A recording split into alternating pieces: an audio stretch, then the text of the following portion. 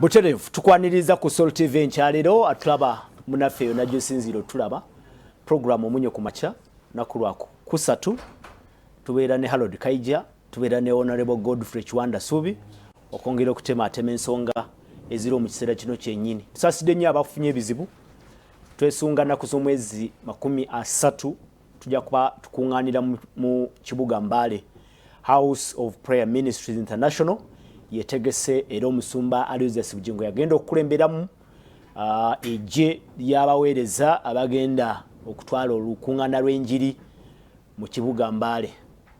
Amanya gange nze Tusima Apollo nyongera okubaaniriza mu program kugambye nti kubaganya birowoozo kubiriwo mu kiseera kino kyennyini. Tusaasidde nnyo abafunye ebizibu. Enjega eyagwa mu bitundu eby'Ekasese tukitegeddeko olunaku lw'eggulo nti abantu bonna abafiirwa abaabwe bafunye abantu baabwe bagende baziike, neera twongera okusaasira abazadde ababayizi abatirimbulwa abateeberezebwa okubeera nga Abayekera ba ADF. Tusaasidde nnyo bonna abafuna ebisago n'abafiirwa abaabwe mu bintu ebyo, era twongera n'okusaasira abantu abagudde mu butemu. Tukitegeddeko nti ettemu lyeyongedde mu kiseera kino kyennyini okusinziira ku kitongole kya poliisi statement gye kyafulumiza olunaku oluddiridde olw'eggulo.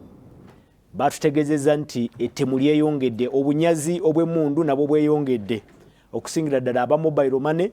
ne ba banking agents. Byaguddewo mu bitundu eby'Ekasambya. Twakitegeddeko nti waliwo obulumbaganyo bakoleddwa era abatemu era ababbi ne bakuulita n'ensimbi ezisoba mu miliyoni 10. Omusirikale wa poliisi Kopolo Olaya Joseph eyagezaako okuwondera naye bamukubye amasasi agamujje mu budde. Poliisi netegeeza nti si gwe mulundi ogusoose naye ne ba listinga cases ezisoba mu 6 ez'obulumbaganyi bwe buti obw'emmundu naye nga bugwera mu bubbi n'obutemu naye nga mundu yennyini yekola ebyo byonna. Mu Kampala amawulire galaze nti ebikwekweto ebyakoleddwa mu weeks ng'ebbiri zokka eziyise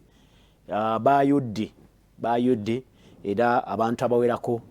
bakwatiddwa era mu nsonga bwe zityo obubbi bwabadde bwa mirundi nga 20 incidents ez'obubbi. Tubuuza nti bino byonna babiraga ki mu kiseera kino kyennyini? Harold KAIJA ajja kubuuza tutandike okubaganya ebirowoozo. Otaina budde kamabuze kuza muri mutyani jebale nyakola musaba naffe bwe tuli mu buwambe mbagaliza okulaba obulungi. Tweyanze nnyo tweyanzege. Ono ne ba Godfrey Chwanda Subi nsanyusa okulaba. Nange nsanyuse nnyo okubalaba ku munnyo ku makya. Mukama yebale atukuumye namusa ku mikwano gyaffe mwenna ababeera naffe ne mutugobererwayo ku Lwokusatu ku programu yaffe eno. Sirema okusaasira mikwano gyaffe abafunye ebizibu ebyenjawulo ne Bannayuganda bonna ku kikanga bwe kyatugwako Kasese eky'abaana abattibwa nga tebalina musango olw'ensonga ezitali zimu oluusi eziba nga tezibakwatako abantu abafaanana bwe batyo nga bali very innocent era n'okukivumirira ne sekuvumirira yenna. But at the same time n'emikwano gyaffe emirala abafiiriddwa abakadde bammwe abaana n'ebirala n'abantu balala bangi mikwano gyaffe gitugenzeeko twongera okubasaasira. Mikwano gyange b'ekikandwa okufa kw'omugenda kwa mukadde waffe Mawejje, muganda wange Senno n'omukoddomi wange ekya mwannyoko ate mukyala wange okuba nti naye yatugenzeeko n'emikwano gyaffe abalala mwenna tubasaasira twongera okubagumya ensi gye tulimu naye tumanyi nti enseno gye tulimu ebibonyobonyo okufa bibeeramu naye tulina okusigala nga tuli bagumu okusobola okusigala nga tafa baliwo tusigala nga tutwala eggwanga lino mu maaso. So nyongera okujjukiza ku mikwano gyaffe abakisoboka omwoleso gwaffe gwa nnaku z'omwezi nga 10, 11, 12, 13 ne 14 ekiryokya omwoleso guno gwa district 5, district ya Mityana, district ya Mubende, district ya Kasanda, Kibuga ne Kyankwanzi. Tugenda kuŋŋaanira kiryokya. Prime Minister w'ekitiibwa Robin Nabbanja agenda kuba naffe ennaku 5 nga buli lunaku tuba naye. Company by now tumaze okufuna companies 10 mu 10 kola ebintu ebikozesebwa mu nnimiro ebikozesebwa mu nnimiro ebikozesebwa mu kulunda but at the same time ne company bitongole bya government byonna URA Bank of Uganda byonna bigenda kubeera nga biri awo oyina ekibuuzo kyeyagala okubuuza ku nsonga y'ettaka ku nsonga y'endangamuntu ebitongole bina ate so n'olusirika olw'okujjanjaba abantu baffe bali mu byalo abadde n'ebirwadde ebirwadde bino tofuna time egenda kujjanjaba bayinza okubanga oba eddwaliro likulinaanye tebirikolako tugateekawo era olusirika lwa nnaku 5 so tubakoola mwe nange ennaku z'omwezi 10 11 12 13 ne 14 gujja kuba mwezi gwa 8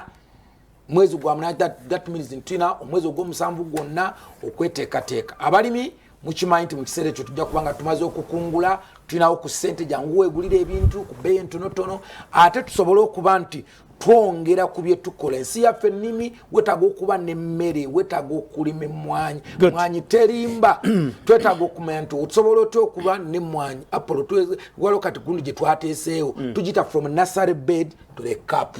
nti okuva ng'akamwanyi kali okwameza bumeza paka lwokatuusa mu kikopo ng'otabula kaawa kati emitendera egyo gyonna buli mutendera ogweyongerako its value addition and that is what we want eri abantu bonna aba Uganda okuba nti mulina ekigambo kiri kimu kyokka tugende mu discussion yaffe enkuba ndaba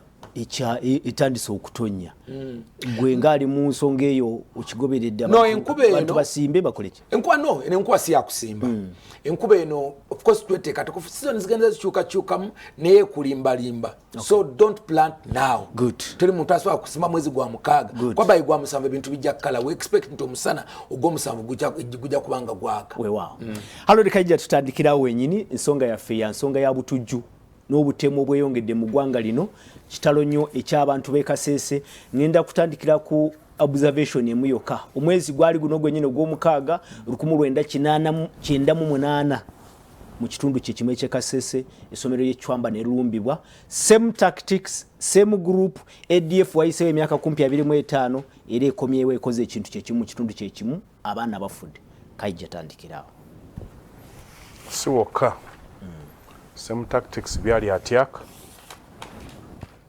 same tactics byali emukula emukula abantu babateeka mu bigaali ne babookya twali mu biseera bya lutalo ebyo ndi mukugamba ogambye same tactics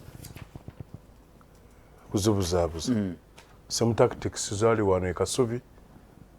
Masiro so njagala okusaasira mikwano gyaffe naddala Honorable Atkins Katsabe omubaka w'ekitundu olw'okufiirwa abantu baffe abangi bwe batyo Kasese batobye n'obulamu ebbanga ddene era abantu bali resilient so oluusi n'ekigambo nga mulabye okiraba nga an understatement nalabye ebibuuzo omusinga byaddaabuuza ng'agamba ku magye agali e Kasese ditaaki eziri Kinyana-Mpindi kilomita emu empitirivu n'agamba nawulidde nti mwabaddemu n'okkuba bubomu grenade ne zaabika kyabadde kitya nga security teyategedde akulira ayogerera amagye sayidi eyo n'ategeeza nti Abayekera babaddewo okumala ennaku 2 kati Abayekera bamala ennaku 2 mwakozeewo ki ku mukutu gwange gwa Twitter nabuuza diso district security office yabadde luddawa giso gombolola yabadde luddawa internal security piso yabadde luddawa so omuluka ne viso waliwo ne baviso waliwo ne baviso ab'ekyalo so kye tuli mugamba nti ebizibu bino tebigenda kukoma emabegaawo wali popular I think lwo observer ne luwandiika waliwo security committee mbaali ne bagamba waliwo abagenda okulumba amawanga mu East Africa abasinziira Congo nagamba government yomu oba bbiri zijja ggwa tebayogera baki abalumba tebayogera bavumba government ya zaawa tebayogera ziriwe ziraikire okugwa so tulowooza mbuno security lapses eziriwo zongera okwennyamiza abantu amasomero gonna ekaseesa gasinga abaana bagamba ndonize n'abazadde buli omu akwesa abaana be tebamanyi tewayogedde kikiwamba tewayogedde njo ky'abaana nti okwokya abaana b'amasomero kifuuse kya bulijjo nnyo Uganda. It is no longer news. No, kino kirimu obuyeekera. Anti kibatugambye bagambye y'obuyeekera. Anti kibatugambye Babayekera tebannayogera. Rubagamba lwakuba bomwe Kampala bagyekola ki? Bagyewaanya balina style eyo kwewaana. Kuba nze neewuunya ekika ky'omuyeekera kubanga abayekera predominantly bw'osoma ebitabo bya Mwami Museveni n'abalabi bawandiika bakulaga abayekera okubeerawo kwabwe kubeera ku goodwill y'abantu. Kubanga abayekera tebaba n'abasirikale bangi tebaba na mundu z'amaanyi okwenkana n'abo balwanagana nabo. Walirowoozezza nti abayekera abo baali badde banoonya engeri how they endear themselves bwayitya okwagalwa abantu. Naye abayekera bali Uganda bakwewuunyisa mbwate bo batta abo boloze baagala baagale kakati how are you going to survive ogenda kubeerawo otya kajja obuusabuusa nti sigambye bandibanga bano si bayekera ngambye embeewuunya kubanga wali wadde oyagala owamba abantu obalage nti fe tukwata gavumenti embeera yammwe egenda kukyukako naye ebadde enkola era ebadde ng'enkola ne konyi yali ava naye era yatulugunyanga bo mu kugamba kyovula amuwandiseko ebitabo biyitirivu ne konyi nga naye tumukola yattanga bo anti tetugamba nga tumwewuunya abayekera nga ddala baagala gavumenti tebakola batyo kuba wameruwero abayekera nga baagala gavumenti tebakola batyo bulungi okujjako nga bali mu kyoyinza oba bano bakola kifiiriza okujja nga sisi then baba tebakyali barebo babeera balala then ekira kyeralowoza kale tukkirize bayekera n'obuyeekera kyekireeta obuyeekera abantu abamu abalowooza ti engeri endala eziyinza okukyusa okwafunyisa obuyinza zikoze eki ziganye waliwo abala balowooza waliwo mu bitundu byosanga kati nga bwosanga abe Cameroon abawulira nga bali marginalized kwe kulira nti basosoddwa naddala abo aboogera olulimi oluzungu ekitundu ekyogera oluzungu e Cameroon gavumenti ya Pobia tebalabanga bantu kale banawo okulwana olwa recognition kyova olaffe kyetulowooleza nti ekirabo Mwami Museveni kyayinza okuwa eggwanga nalaye muganda nge Kiwanda ng'ali mukulwana amwaniriza okumukulisayo mu bulwadde kasubire yawonye bulungi era twetaaga atuwandika ekirabo ku covid wono ntya covid bwenda kwesinga okubeera ki entono notagwako ku ttaka nowona covid ki no yes no ziba cases nedda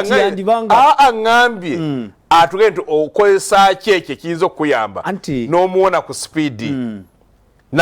covid takyali w'amaanyi anti tugende nedda n'omuwona obulwadde buyinza oba si bw'amaanyi naye ne bukubeerako nogamba ntambula nalwo n'oluwona so twetaaga atwe ku ddagala eryo yandikoze atya obadde oga nti ekirabo twetaaga okutandika okulowooza buki bw'avungisa obuyinza bw'awaanyisa obuyinza ng'akyali mulamu najja ano nenkikugamba ku nsonga y'e Somalia nga batukubye Somalia nebaga embeera eri e Somalia ireikira okujja e Uganda bwetakola kyetulina kukola nagenza okukyalira ku weekend nagenze nekyalira mukadde wange Haji Kyanjo yakomawo bambi bwe navudde ntukyalira maama wa mikwano gyange abalala bwe twamaze omukyaya n'atunyumiza omu ku bakyala ba hajat abaali bagenda ehijja bakwata ekatuumu n'akubulira kibayita okubeera mu mix y'olutalo baakomawo passport nga bazireseeyo n'engugu zaabwe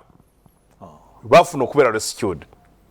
kakati nakino buno bwolaba obugaani gundi sima abantu waliwo abalina byebakola n'ebyolaba sima zino street gangs biki kiba kitegeeza mbu senta tekyanywera abantu essaawa ya leero abantu abali kumpi ne mwai Museveni buli omu amubala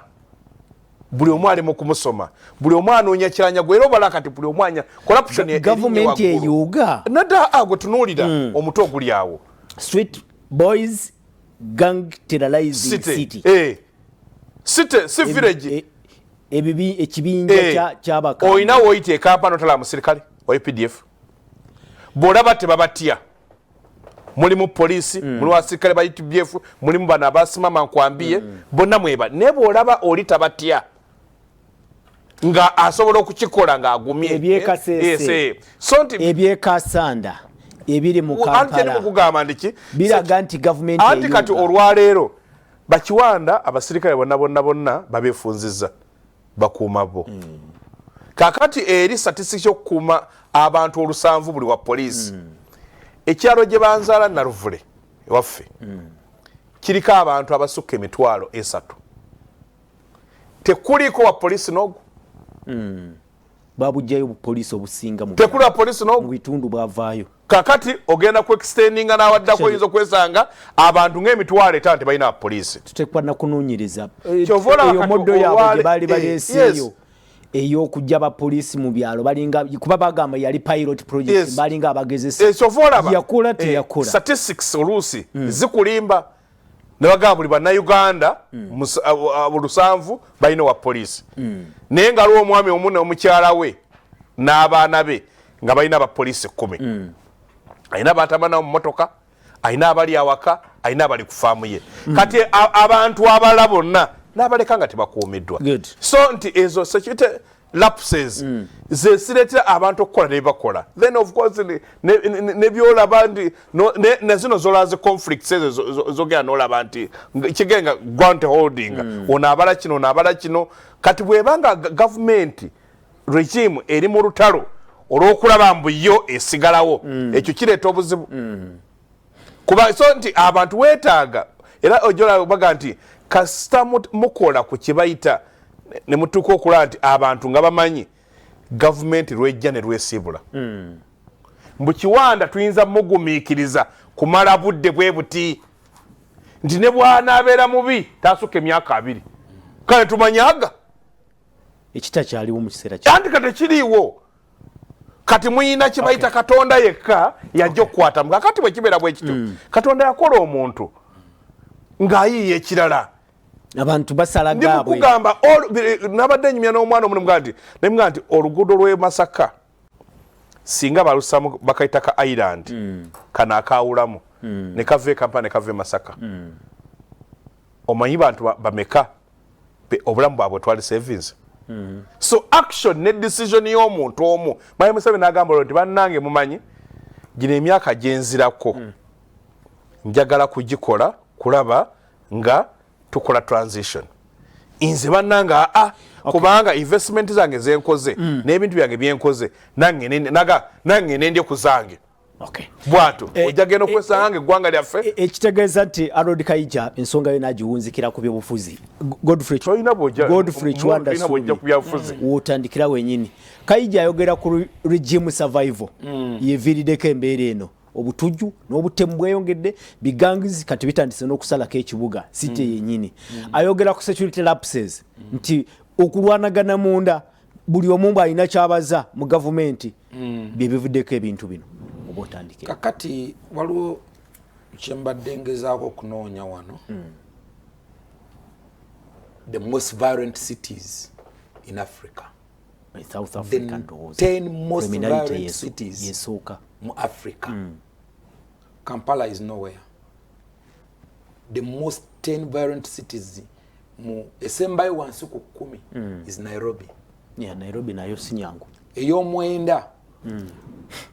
ey'omwenda is Harare, Zimbabwe. Yeah, Zimbabwe. Ey'omunaana mu cities bagamba nti eyo bagangs. Ey'omwenda ki? Ey'omwenda is Harare. Zimbabwe, Harare. Harare. Ey'omunaana is Tripoli. Abakulembeze bali batya? Harare, Zimbabwe. Twatandikidde Kenya. Yes, myaka 5 bakyuse.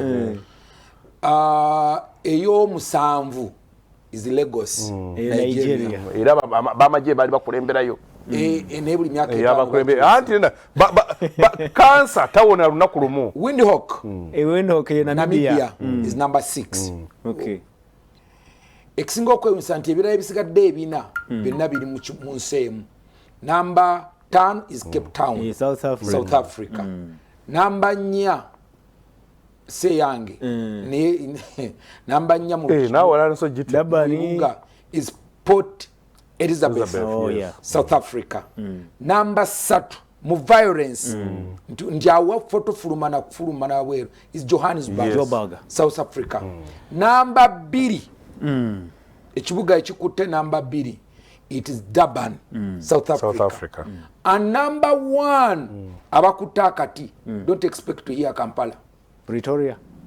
is Pretoria, South Africa. Batukawo batya? Kakati ojjayo batya njagala kulaga njagala obere fair kino kye twogera wano tuyinza okuba tukyogera because waliwo abantu abagamba nti we are not an island, tetuli mu kabuga, tetuli mu tuli fefeka era kino we understand nga Mami KAIJA abadde ayogera waliwo obutujju waliwo bino waliwo gangs waliwo zino but I want nze njagadde kulaga omuntu omulabi wa salt ku munnyo. Kampala simbinga Kampala sinungi nnyo but Kampala is not among the 10. Actually inzo okujizanga Kampala is one of the most peaceful cities in Africa. Ate kirimu check America no but only one no in Africa. Kampala might be one of the most 10 peaceful cities in Africa.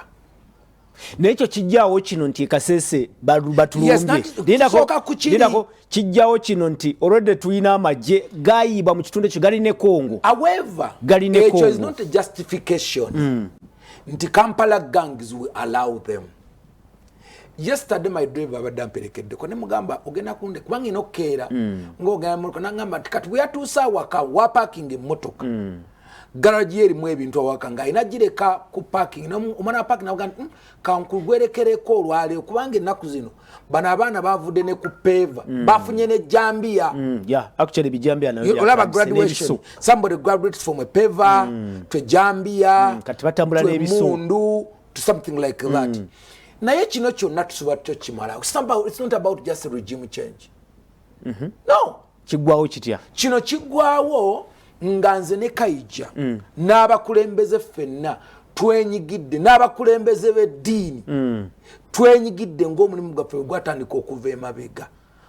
on bring up a child, okukuza abaana baffe mu ngeri y'obuvunaanyizibwa okwogera nabo ne bataata. And by the way this has been caused by absent fathers.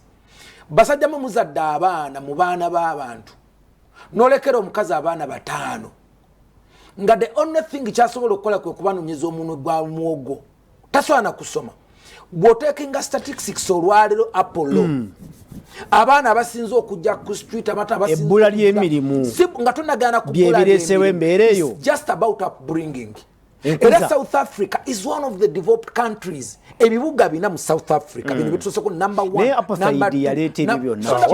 kimanyi tumanyi ndije byava obutali bumativu tumanyi je bwava eri mu apathy. Kakati njagala nkule but that can also be healed. Tell country taina history. No, they are working on it. Buli nsi yonna ina history. Nefe tuli mu kukirira. Buli nsi yonna ina history. That's where we are descending. So kati history gwe tuliko olwaleero gwe tunogamba how do you bring back naye ekimu ku kyo the immediate causes of now if we don't talk about the Ruwero now today it's about absent fathers. Abantu tetukyatwala mu lubimbi lwaffe lutina kyotegeeza buli maka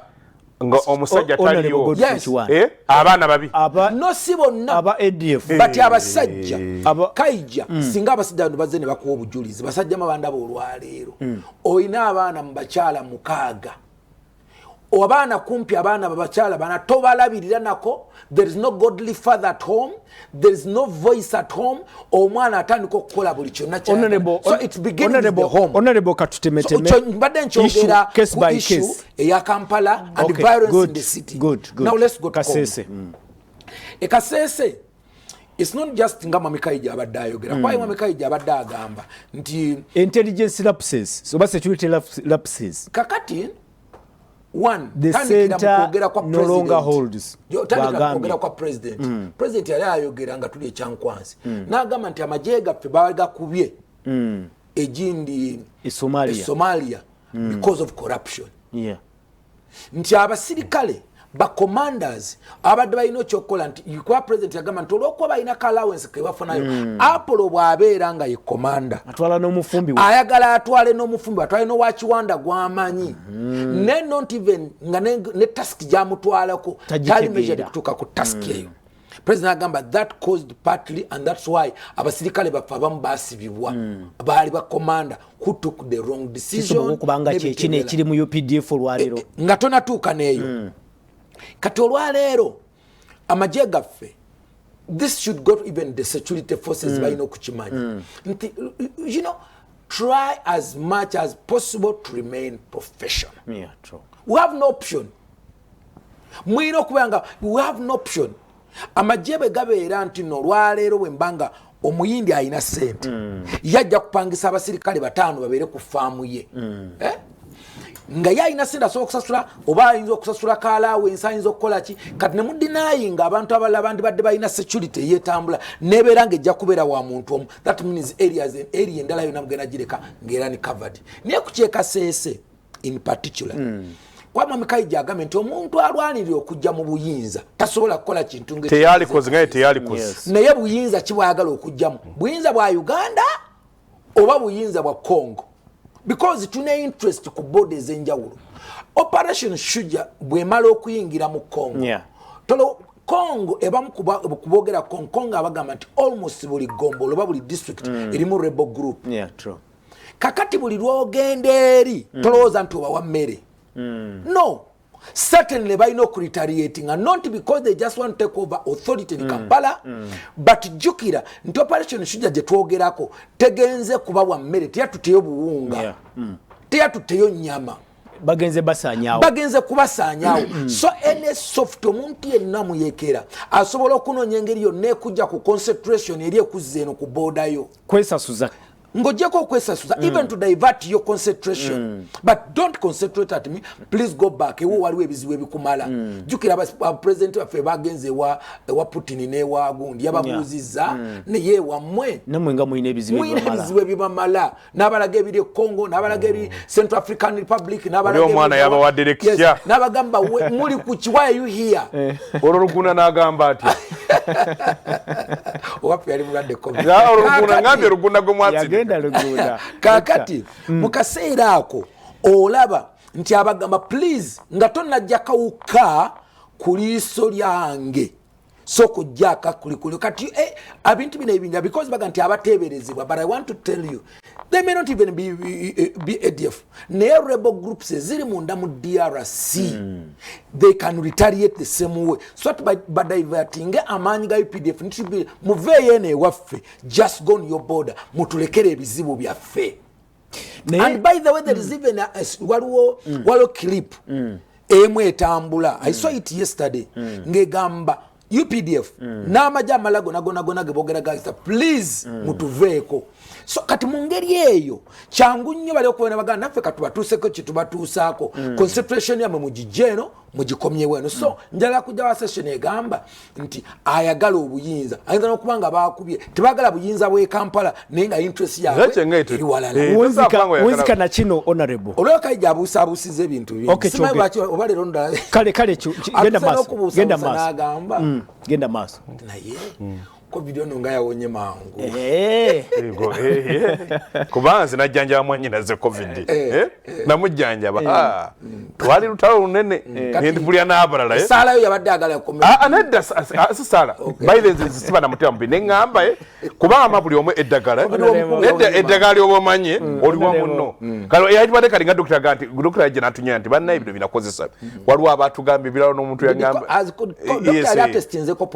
neda kyegamba neda kyenimuga ati yatesingako kyegamba nga ye nga kyamanyi kyalowooza kyayinza okukola kakati era abantu baga nti bannange nagenze nenvumbika omutwe abasibawange naye akati naye tumuveeko neda tumuveeko era no but his life is a public life yes tusokiigamba nti bw'okozesa lino eddagala mu nnaku 3 oba okoze eki atubuulire eddagala lyakozesa kyogamba nga tonatuuka kuoli nze ndi wano I've ever tested positive nali ngenda mu cabinet batukeberanga by this time twalinga tugenda lwa Monday ninga batukebera ku Lwokuna by lwa Sunday olina okufuna essimu wa mwala afa mutanga Patricia nagawona lebe encha you don't qualify you qualify bankubira essimu ne bangamba okebera ku results zo you are positive toja sobola genda mu cabinet ne bansindikira Dr. Sekaja mwala wa Margaret Sekaja Christine Sekaja she came ne yawula waka after 7 days ne badamo ne bankobera ngandi negative ngandi positive era ne badamo ne bankobera after the 10th day ngantaninze negative so ekyokutanninga negative president after 9 days kubanga ne bamukebera tumanya nzo kubanga covid olukungana lorasha lwakagwa bweruti naona katonda yebali nenda wolo ne byali onene bo Godfrey Chwanda subi ne budget onene bo Godfrey Chwanda ne budget yayi akagwa eddakiika eriemu olwakadde lwaki mugenda kulu kaija inakyayogedde tenda byenga kirinjagala kubalaga bulazi nti omuntu okwefaako kola duyiro kyakijja kimamutubuulira anti byebyo kola physical walibyo bena bikuyambako okwera nti kaija inakyayogedde naye tokoze eki tokyanukudde ayogedde ku transition nti yemu ku nsonga oba oli awo eviirako embeera eno lwaki temujogerako lwaki mwagala kwogera ku birala eyo nogozo newaabwe temulabanga oba oli awo temulabanga oba oli awo waliwo abatali bamativu bandagadde balabe nga waliwo ekikyukamuku oba oli awo kakati obutali bumativu kambabuulire enkya ne bibera FDC nga yetandise Kiwanda atandikira obutaba mumativu kubanga FDC yakutte so butali mumativu tebujja kugwawo mu tutambule nekino ekiriwo paka akiriwa every after 5 years people change leadership ate change where people are given natandise na zino cities nekugambe Nairobi buli myaka 5 temukimanyi nti balonda naye it puts them one of the most dangerous cities nenkugamba olwaleero South Africa jetukyawaana n'okuwaana South Africa jetugamba nti omusajja yajja ekisanja kimu naata then we ata violence negwawo balina historical injustice so njagala kugamba you are justifying my point. My point is it's not about the nti Museveni tali ku ntebe actually okuberawo kwa Museveni kuyinza okwakwekkolesa n'akalembereza kano njagala mbabuli bana Uganda just leaving this country to any lumpen but not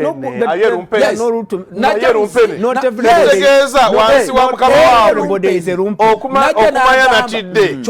natidde nalabye omukulu nga tayinza nakuwa na vice president kusoma ka message ka budget nengamba tegane vice president tawera namga kumba muko bukumbi era nakumba technology bade musobozesa okusomera kubona ne Godfrey Chwanda subi bade kugamba sagalo sige kifananye eri abatulaba president Museveni yeye omutukirivu wabaino kusoma ibinga kyekyo asobola okulembera asanide anti omulala aluwa tewali omulala bwembanga kanveeyo akuva kizibu amwe kizibu twakijja kweta obuzibu nenambanya bayinza gijjawo nebakufuula namba 14 oba bitwala 4 ekitwala kuleke naye naawe okolaki omuntu yali abaddeko minisita ng'oli vice chairman we NRM ekibayita vice mbwe in the event the chairman is not around you are the one kakati bw'ogamba mbu tokola ki asinagamba nti sisobola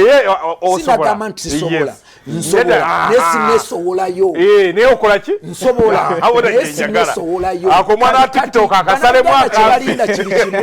Kiwanda osobola wesowole kati okosowolayo bannayuganda balyoke bakiteeka ku minzaani nti obulamu nnaku badde Dr. KIZZA betebadde nti Dr. KIZZA Besigye asobola bamala okwesobola newankubadde asobola naye alinde agundi ono akyamuyitako muganda wange Bobby najja ne bateeka ku minzaani minzani every after 5 years okujjako muyinza ogamba onatususseeko ali mu Super League ali mu Champions yetu mujjewo fe tusigale mu Premier yaffe but as long as tukyakkiriza okuba nti oyageragenda mu Champions League you must qualify to take that trophy. Thank you. Batulaba ku Soul TV musolo okusindika okutandika okutuwa ku baka bwamwe mutuwulire embeera eno eriwo mu kiseera kino mu ggwanga mwe mugiraba mutya kiki ekiviiriddeko embeera eno twogera ku butujju twogera ku bubbi obunyazi bubwe mundi wameka sanda omusuubuzi sebo balumbye edduuka misana bakuba amasasi babba ensimbi nenga si yeeka waliwo n'omusuubuzi businessman yatiddwa emayuge so ebintu bino bijja mpola mpola nebeera nga bitambula. I attended the press conference ya police nempulira ebintu nga bino binakuba byogera waliwo omuvubuka yakwana abakyala abakulu bw'amala okumukwana ng'agenda mu ngeri ya mukwano n'atuuka ku level etegera pin namba y'essimu ye bw'amala okugitegeera n'amuntu abadde yakatuga abakyala basatu babiri ng'abatta naye omukyala omu gwe yatuga yasanka emitwalo 18 naye ng'amaze omutta bamukwatira ku oyo baba managa nti naye n'omulago ennata naye ko nasanga kaanamu ebiri. So really kwegamba gundi eyo gye tuli upbringing abazadde abaana baffe abatabani baffe naddala abalenzi problem ene sinze nnyo Sembusi Ivan atulaba okusinzira wali Kalerwe obaka bombufunye wanagamba this is terrible and it is threatening Ugandans. Thank you so much Sembusi Ivan Kalerwe ngenda kuyita mu baka Mr. Apollo unasindise obaka wabwa mirundi emeka agamba nti tali simu sanyufu n'ekiwanda Godfrey kuba kiwanda ebintu abiraba naye atabyogera mu ngeri kyabiraba naye ayogera rudicha ye Senyonjo amata frenze manya okumuropa Senyonjo Abudu yasindise obaka obwo Godwin Rehoboth ali ku saluni erukunjira gamba nti kwe bali balaba ndoza bano bwebaza banange tumukuba simu musindiko obubaka obwa SMS ne WhatsApp abakuba esimu mutulemeseza n'okubanga atobako obwabalala tusobola obukola ki tusobola obusoma banange esimu mugiveeko tusobola okusoma obubaka. Good morning Apollo. It is disappointing that the security organs which we give most of our budget is like that. Now, what will Mr. Chiwanda tell us? Because the security was their main point as NRM. I am Farouk in Nakawa. Sebo, security, jemwalinga, mukulembeza kati musira kino, na yo bagikubamu ebituli. Banange, musonyiwe, enamba yesimu, mujiraba ku TV mukuba, tetukusobola kwata simu, musindike obubaka obwa WhatsApp ne SMS zaffe za bulijjo kuba tusigaze eddakiika ziringa 7 zokka bobanga tosindise mbudde obwo tubate sura gisoma era tujja kufika naye ddala Honorable Chiwanda muli okyakiriza nti okulonda kwa buli myaka 5 kyekyoke kisobola okutereeza embeera ye supersali ali Kalerwe si kyekyoka n'ebirala bingi nga mulimu n'enkuza y'abaana baffe n'okufaayo ku nsawo z'abantu w'abantu bulusi basuka obwavu balina ebintu ebirala bingi bibagenda so n'okufaayo nga President 7 bwakoze programu za prisons zetuleeta za myoga za parish development bwe tuba tuzikutte bulungi nakyo kigezenzaako ku insecurity mu kitundu kale nze Polycarp agamba nti nsimanye empeereza yamwe it is disappointing that things keep happening quick and fast nti ebintu bino kyenyamiza nti bibeera bikumawo buli kaseera. Hello, I am Hassan from Busia, but I don't like the analysis of Mr. Chiwanda because he's defending what he sees and he's not sure of. Thanks so much. Simanyi oba otegedde otya nti takikiririza kino kyayogera naye yendowooza ye Hassan ali Busia. Hassan si mutuufu. Hello Apollo, thanks for the show, but this is it. Opposition okay, polish your mouth. Mutonzeewo bukyayi ng'ate government yebasasula. Government governing a country is not controlling just a taxi. I am in Kamocha neto tuwadde linnya lyo agamba nti opposition ate namwe mwongedde okusiga obukyayi ndoza manukule mbwangu okusiga tutya nti mwongera kusiga bukyayi nedda bwe tugamba nti abasajja basosoze government ya Baluganda bakona abamikwano agamba nti okulembera government siku managing taxi ngene yokukubo mwanukule uyo kati ani asobola okay teri asobola morning ayamujuko ekamengo mpiji Kiwanda mutufu naye NRM mpiji nga beyuza MP aye amanya akolosamu kwali mbwe NRM mpiji beyuza kati uguli mukulembeze sobola okutandikirawo I am also asking where is our security minister's statement in this attack senju Janet yayogede na Janet yayogede na Jim today honorable Jim Alikasese and I think by Monday must come up with a security meeting Minister wa defense yayogera di what defense no this is a security issue defense yogera ku Vincent bamulanga kisempija what defense okay defense ne security internal security is for minister it is for minister of security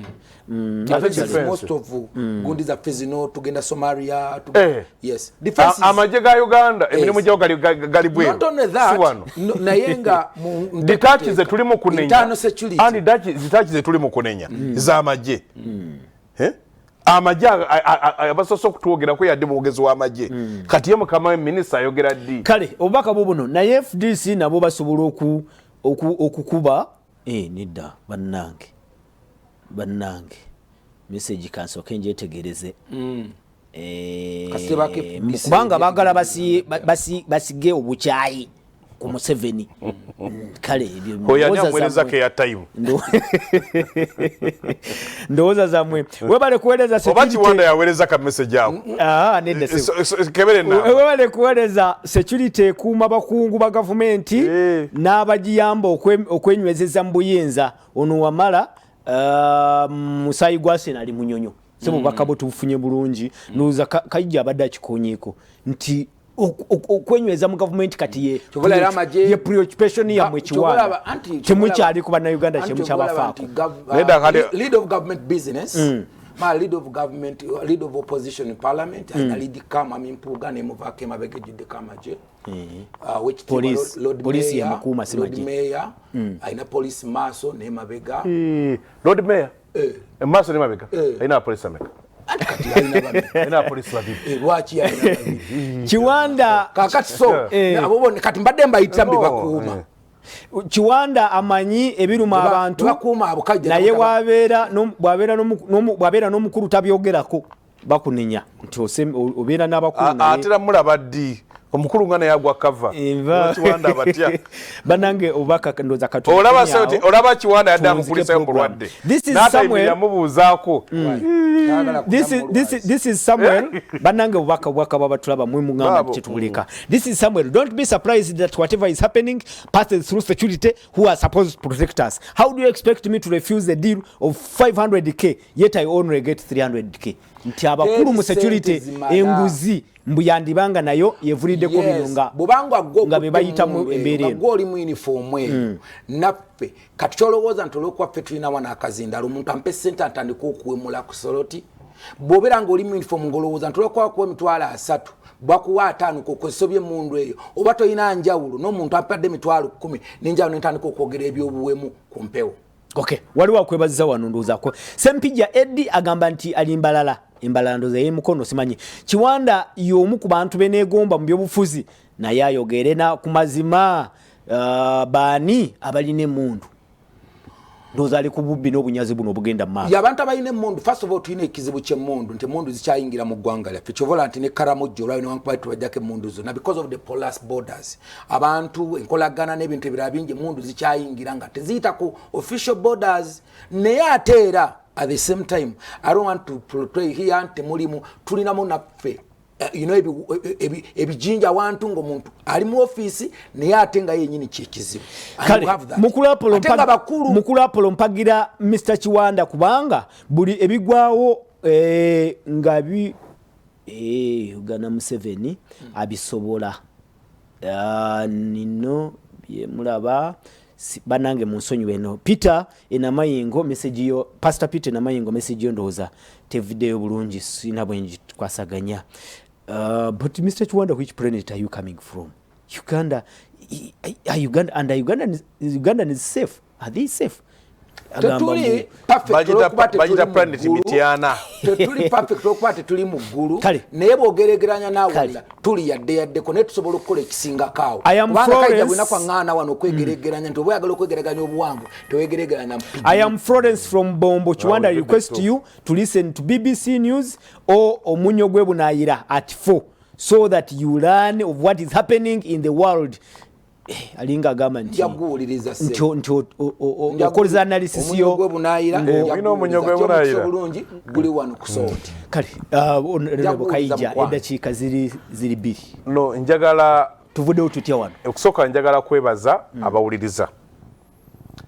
nyina ebigambo biri byenjagala ennyo okukozesa okumandoza emyaka ng'ebino n'abanyina kyenkoze nagamba ekigambo kye bayita participation ne engagement bannayuganda abasinga beetaba mu bibakwatako naye tebeenyigiramu kwetaba kulinga omuntu ojja ku mbaga n'ogibeerako naye yeenyigiddemu yoli aba ateeseteese oyogera ku kyolwo no ndi mubagamba yes bannayuganda bwe banaatandika ennyo okwetaba mu bibakwatako bajja kutandika okumanya ekizibu kivaawa ekizibu kyetaaga kukolera ki n'abakulembeze bajja bawa ebitiibwa oli buli lwabeera n'abantu bakulembera ng'amanyi bamanyi kiringa bw'ovuga emmotoka ng'omanyi ko driver naye amanyi okuvuga emmotoka kikuleetera okuvuga nga weegendereza naye singa omanya mbu gy'ovuga alwana gye mulaga omusajja bamuyita omusajja ono Columbus, Christopher Columbus. Yagenda ewagundi wa kabaka wa Spain. Namugamba nsobola okuyita mu West nentuuka e India.